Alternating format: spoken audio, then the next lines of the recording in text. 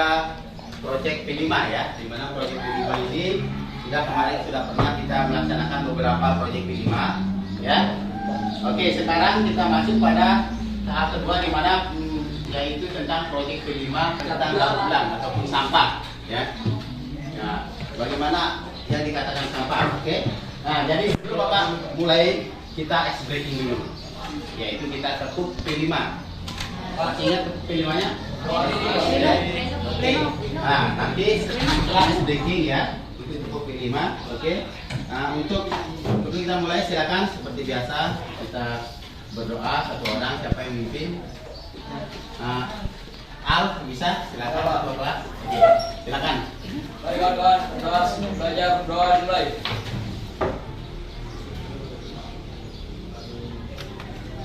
Berdoa selesai. Oke, jadi untuk pembelajaran hari ini tentang P5 yaitu proyek Pancasila, di mana Bapak akan tanya dulu. Di situ sudah ada beberapa slide yang Bapak tampilkan di mana tentang sampah ya. Nah, sekarang Bapak tanya dulu, siapa yang pernah berkreasi atau beraktivitas menggunakan atau sampah atau istilahnya daur ulang sampah? Siapa yang tidak pernah? Pernah nggak di rumahnya kalian membuat tentang sampah? Apa yang kalian dapat baru kalian imajinasikan atau membuat kreativitas? Pernah kan? Pernah. Dari apa semua? Yang bisa coba salah satu sebutkan satu saja. Iya. Oke, kalau bisa membuat dengan kotak pensil ya. Ya. Itu dari botol minuman. Ya, plastik. Ya, dari botol minuman ya. Dari botol Ya, minuman betul. bisa dilakukan ya.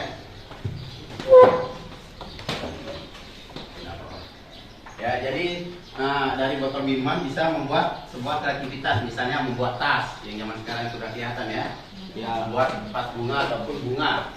Dimana tujuan dari proyek ini adalah untuk menumbuhkan dan mengembangkan kebiasaan peserta didik untuk menjadikan berpikir kritis dan bergotong royong serta mengembangkan pengetahuan yang cerdas dan menjaga kelestarian lingkungan. Gaya hidup berkelanjutan dapat meningkatkan jiwa usaha menjadi kreatif dan inovatif, inovatif, bahkan dapat kerajinan. Iya, ini ya. Inilah tujuannya kita ketika kita sudah melihat sampah ya.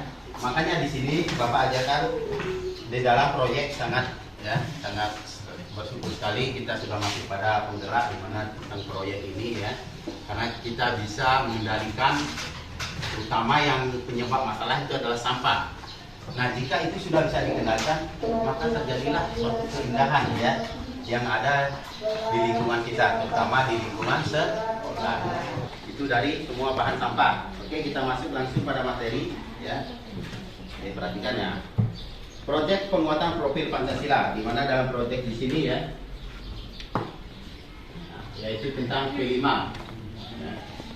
Oke, sebelum kita masuk ekspresinya ya. Oke, coba kita tepuk semangat dulu sebelum kita masuk. Silakan Al pimpin ekspresinya yaitu tepuk semangat ya. Oke.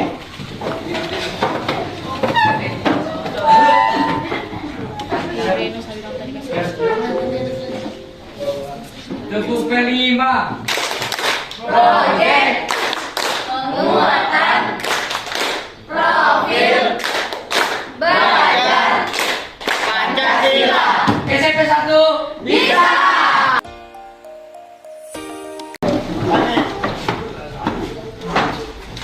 Ya, sekarang kita masuk pada proyek penguatan profil Pancasila. Nah, di sini yaitu tentang P5 tadi sudah ada berupa briefing ya yang saya lakukan. Oke. Nah, ini salah satu dari proyek P5 yaitu pengolahan sampah. Ya, ini yang ada di mana? Di lingkungan sekolah. Oke. Kita masuk tentang materinya yaitu gaya hidup berkelanjutan. Ya. Di sini dikatakan gaya hidup berkelanjutan yaitu Bapak sengaja mengambil sampah karena Bapak lihat di lingkungan sekolah kita ya masih banyak sampah. Nah, setelah kita melakukan P5, alhamdulillah setelah kita menjadi bersih, nyaman ya. dan enak dipandang. Ya. Nah, di dalam definisi P5 di sini ada 5 definisi profil Pancasila. Yang pertama apa? Kritis. Ya. Yang kedua kreatif. Beriman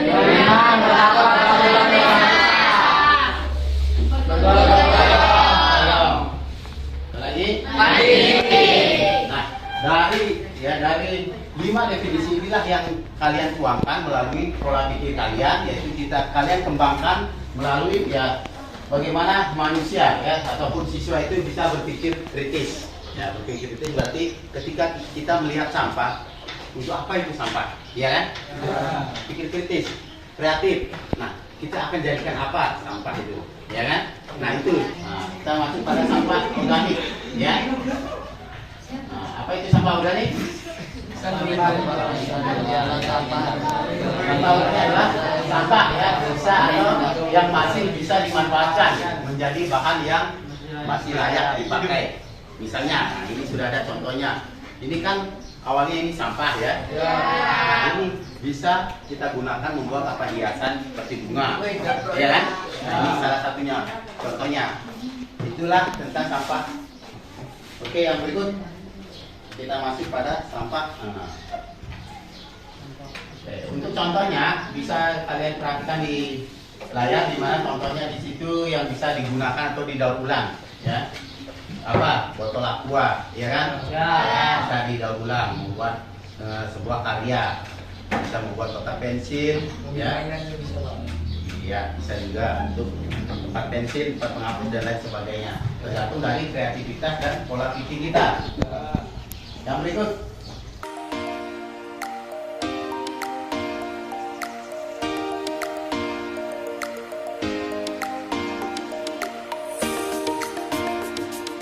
Nah, jadi itu tentang materi tentang proyek. Nah, inilah hasilnya. Hasil yang setelah pemilahan suatu sampah, ya. Kalian pilah, di sini ada ini kreativitas kalian melakukan kegiatan P5. Ya, ada pemilahan yaitu sampah organik dan anorganik. Oke, jadi cukup ya. Ya, jadi cukup untuk materi pada hari ini. Ketua kelasnya. Mari kawan-kawan, sebelum kita mengakhiri pelajaran ini, doa dimulai. Doa selesai. Oke. Ya, sekarang kita berjumpa lagi untuk kesekian kalinya, di mana di sini kita akan mulai ya memilah atau melihat sampah-sampah yang ada di lingkungan sekolah ini untuk dijadikan sebagai bahan, ya, mana yang bisa dijadikan bahan atau mana yang tidak. Ya. Nah, jadi untuk hari ini silakan kalian mencari di lingkungan sekolah ini, utamakan di sekolah, ya. Kita cari sampah, misalnya sampah yang bisa dijadikan bahan ataupun tidak, nanti ya kita pilih, kita lihat sesuai dengan kegunaannya, nanti bisa kita gunakan sebagai kreasi dan bahan lainnya ya. Oke, silakan kalian sekarang memilah sampah organik dan anorganik. Mari ya, sesuai dengan yaitu kegiatan P5. Oke, silakan kalian berdiri, kita berkreasi menjadi sampah.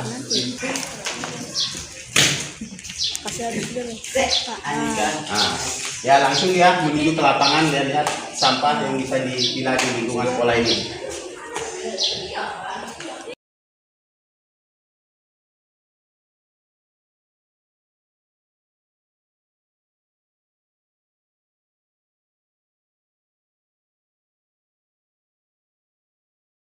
Ya, inilah proses anak-anak untuk memilah sampah, memulai sampah yang bisa digunakan akan dipilah. Setelah ini mau dijadikan apa ini? Yang kalau sudah dipilah ini, Pak Kus? Jadi ini untuk pupuk kompos. Untuk pembuatan Kompos. kompos. Kita manfaatkan Ya. sampah-sampah yang ada di lingkungan sekolah agar kita bisa gunakan, kita manfaatkan secara bijaksana sehingga kita bisa manfaatkan sebagai pupuk kompos untuk tanaman, budidaya tanaman sayuran. Oh, untuk budidaya tanam sayuran. Nah, selain untuk budidaya tanam sayuran, ada lagi yang bisa digunakan untuk dari hasil pemilahan ini. Ya, dari sebuah semua sampah ini kerajinan. jadi bisa kita pilah-pilah, ada sampah-sampah yang bisa dimanfaatkan sebagai bahan baku untuk kerajinan. Ya.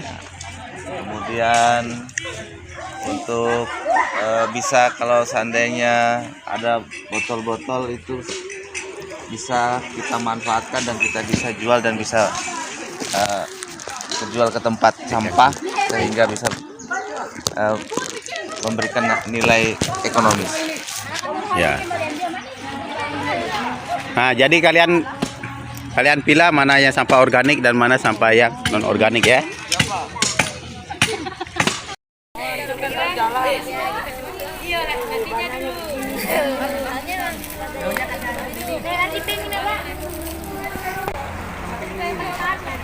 Oh itu dari. Ya. Nah, jadi untuk anak-anak kalian sudah dapat sampah organik dan anorganiknya? Sudah dapat? Iya, jika sudah dapat coba tunjukkan sama Bapak ya. Mana yang sampah organik dan mana yang sampah yang anorganik. Coba untuk laki-lakinya, mana sampah yang ini termasuk sampah apa ini? Mana coba? Nah, jadi ini sampah anorganik ya. Nah, jadi bisa digunakan tidak? Enggak bisa. Oke, mana lagi? Hah? Nah, itu apa itu? Menghadap sana. Sampah organik yang bisa Nah, ini. dijadikan papan nama. Nah, ini bisa dijadikan papan nama ya. Terus yang lain mana lagi? Ban. Nah, ban bisa nanti menjadikan tempat bunga ya. Oke. Nah, ini untuk perempuannya. Jadi untuk apa? Ini botol bisa dibuat untuk sofa, Untuk apa ini? Mana? hiasan bunga. Ini untuk sofa dengan Hiasan hiasan bunga. Nah, jadi yang lainnya ini bisa diolah jadi apa? Ya, bunga ya. Oke, jadi itu. Nah, sekarang kalian sudah memilah. Jadi untuk besok ya kita membuat kreativitasnya ya atau kerajinannya ya. Oke, terima kasih. Sekarang kalian pilah dengan baik dan kumpulkan lebih banyak lagi ya. Oke. Ya, selamat pagi anak-anak. Nah, kegiatan untuk hari ini ya.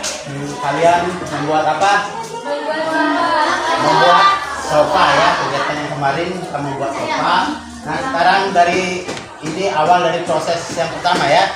Nah, sekarang Bapak mau tanya kalian. Bapak mau tanya, ini apa semua bahannya? Apa?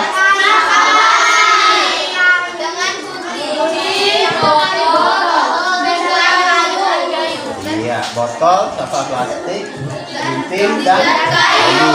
Ya. Nah, jadi bagaimana caranya? Mau diisikan ini sampah ini? Terlebih dahulu apa yang dilakukan? Coba. Pertama gunting sampah terlebih dahulu dengan bentuk yang agak lebih kecil. Ya. Kemudian masukkan sampai sudah digunting ke dalam botol. Ya, coba silakan praktekkan. Sampah terlebih dahulu digunting ya. Digunting. Digunting menjadi berapa bagian? 4 atau 6 bagian. Ya. Oke, jadi nanti seperti ini digunting ya. 4 sampai 6 bagian agar mudah untuk dimasukkan ke dalam botol. Oke. Jadi seperti ini. Nah, ini nanti setelah digunting diisinya sampai full ya. Kemudian ditekan menggunakan kayu. Terus ditekan menggunakan Kayu agar dapat padat. proses pembuatannya diisi ya. Terus apa yang digunakan untuk menekan? Ini untuk apa? Kayu menekan sama-sama itu Ayo, coba dipraktekkan. Untuk potong sampah yang sudah dipotong ya. Bagaimana? Oh, tekan agar lebih padat. tekan agar lebih Padat. sampai padat ya. Jadi dia seperti ini. nanti dia bisa masuk ini, terus ditekan agar lebih ini. Bahannya seperti ini, sampah semua. Ini dari sampah semua ya? Sampah semua ini.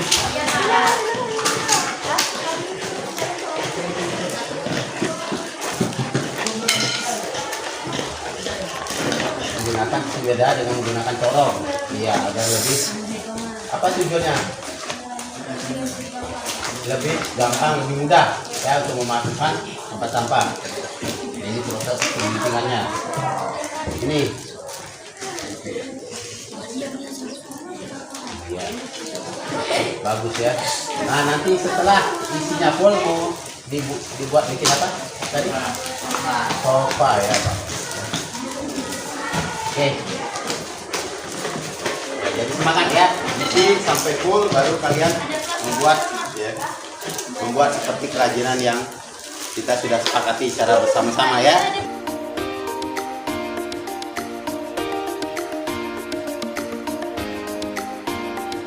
Oke, jadi apa yang dibikin ini? Mau diapakan ini? Mau dirangkai jadi kursi. Jadi ini bahannya ya. Ini bahannya nanti, ini bahan sofa yang akan dibuat seperti ini. Ini ya, akan diisi seperti ini ya. Nah, nanti dia seperti ini. Dan ini sebagai penutupnya. Ini semua terbuat dari sampah, bahan yang bisa didaur ulang. Dia akan seperti ini. Nanti jadinya seperti ini ya. Bisa dilihat. Inilah proyek pengolahan sampah yang dibuat seperti ini.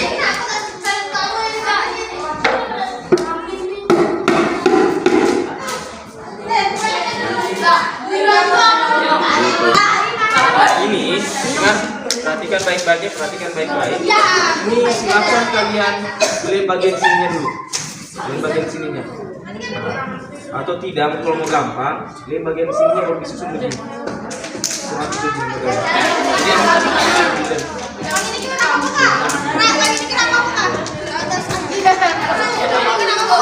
Ini sampah semua isinya ini. Nah, ini ada sampah semua yang akan dijadikan kursi atau tempat duduk ya. Ini semua terbuat dari sampah, sampah yang disusun di dalamnya dikasih masuk. Setelah itu sampai padat baru akan dibuat seperti kursi seperti ini ya. Nah, inilah proses pembuatannya dalam proyek P5.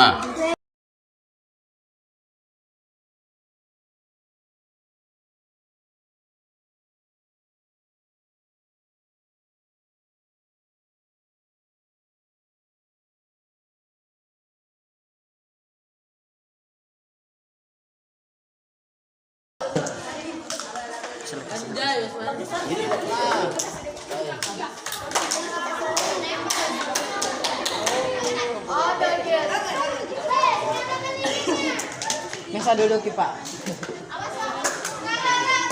Pani duduk dulu.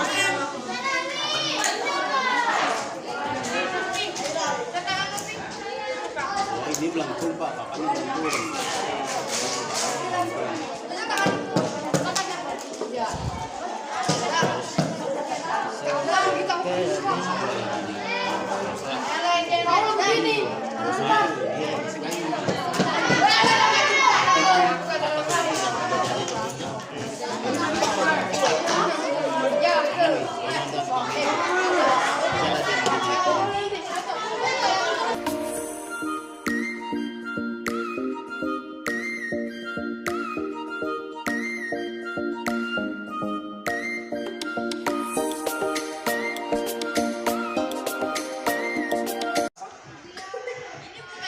tinggal begini saja. Inilah kualitasnya, bisa diduduki. Ya, jadi selain karya yang dihasilkan tadi, ini juga berupa karya papanama tuh ya, yang dihasilkan dari karya anak-anak juga. Jadi inilah hasil profil Pancasila, di mana proyek Pancasilanya yang akan saya tampilkan. Inilah sebagian besar hasilnya. Tadi sudah diperhatikan di sana pembuatan yaitu sebuah sofa ya. Nah sekarang untuk hasil kreativitas dari anak-anak, selain membuat sofa, inilah hasil kreativitasnya. Ini berupa dari, nah ini sebagai mahasiswa satu yang bisa mendampingi Bapak, akan Bapak tanya tentang apa semua bahannya dari apa semua ya. Oke sobat, silakan. Nah ini bahannya dari apa? Dari bambu. Dari Bambu. Nah, dari bambu. Nah, ini bahannya dari bambu, dibuat seperti ini. Kegunaannya untuk apa ini? Tempat pensil. Iya, tempat pensil atau tempat pena ya. Alat tulis ya, jadi ini. Nah, terus di belakangnya ini terbuat dari apa? Dari botol aqua. Dari botol aqua. Iya, dia membentuk seperti apa? Bunga. Dan salah satunya ini contoh dari, ini gunanya untuk apa? Tempat tisu. Tempat tisu ya, apalagi tempat apa lagi yang bisa perhatikan. Ini juga terbuat dari botol aqua ya. Nah ini apa ini apa? Celengan. Ya, celengan tempat pensil. Tempat pensil. Itu bahannya dari apa? Dari plastik atau toples ya. Nah, ini semua. Nah ini hanya sebagian ya yang bisa ditampilkan. Sebagiannya itu sudah dijual. Yang kita juga setelah kita melakukan hasil dari proyek ini, kita akan melakukan kegiatan yang dikatakan itu penjual beli ya, jual beli yang dilakukan di sekolah ya, yang dihadiri oleh orang tua, siswa ya, dan guru. Nah mana barang-barang yang menarik nanti bisa dilihat ya. Jadi hanya seperti itu mungkin ya.